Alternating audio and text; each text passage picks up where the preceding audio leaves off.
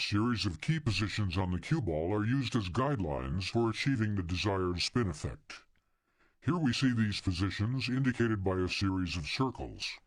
Each circle represents the impact point of the cue tip.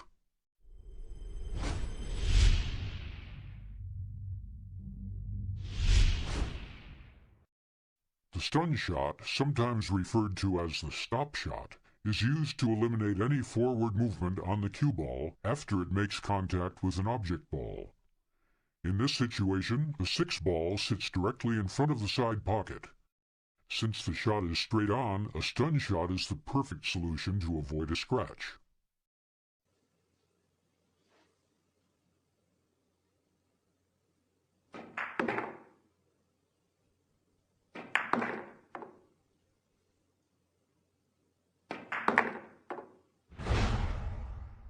The shot is performed by striking the cue ball just below center. This causes the cue ball to slide along the table instead of rolling naturally. Upon contact with the object ball, the cue ball's sliding motion stops, leaving the ball stationary. The important thing to remember is that the cue ball needs to be sliding upon impact. This means that it cannot contain any forward or backward spin when it contacts the object ball. How far you strike the cue ball below center depends on the distance between the cue ball and the object ball. The longer the distance, the lower you'll need to strike the cue ball in order to counteract the friction of the cloth. This will ensure that the cue ball will slide farther rather than resume its natural rolling motion.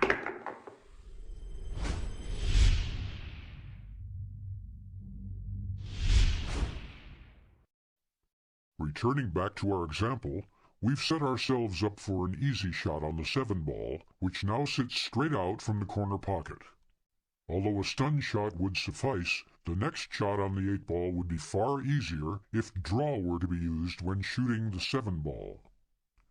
A slight draw brings the cue ball back just enough to line up for the 8 ball in the same corner pocket, at the same time avoiding a potentially awkward transition from the 8 ball to the 9 ball.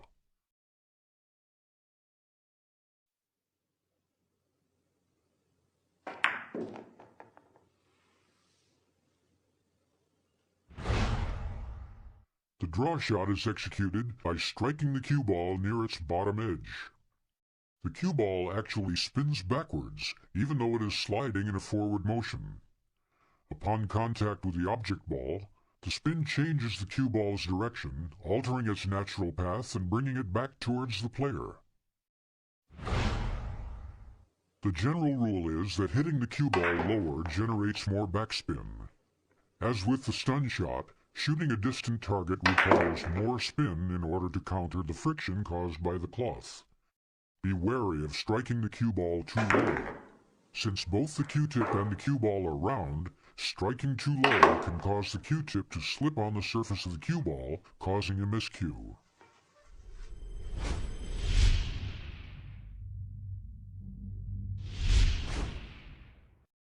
Returning back to the example, the cue ball is now placed nicely for the 8 ball. However, before pocketing the ball, this might be a good time to consider the next shot, which is the 9 ball sitting against the short rail. Ideally, we'd like to make this as easy as possible and avoid a potentially difficult cut shot on the 9 ball. The easy solution to this problem is to apply a small amount of follow to the cue ball, allowing it to roll forward after contacting the 8 ball. This will ensure a favorable position for the next shot.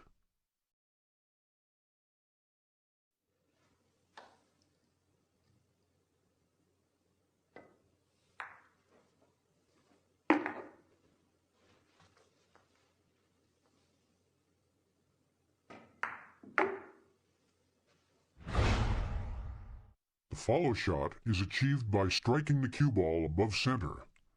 The applied spin causes the cue ball to reach its natural forward roll almost immediately. Upon contact with the object ball, the forward spin is maintained.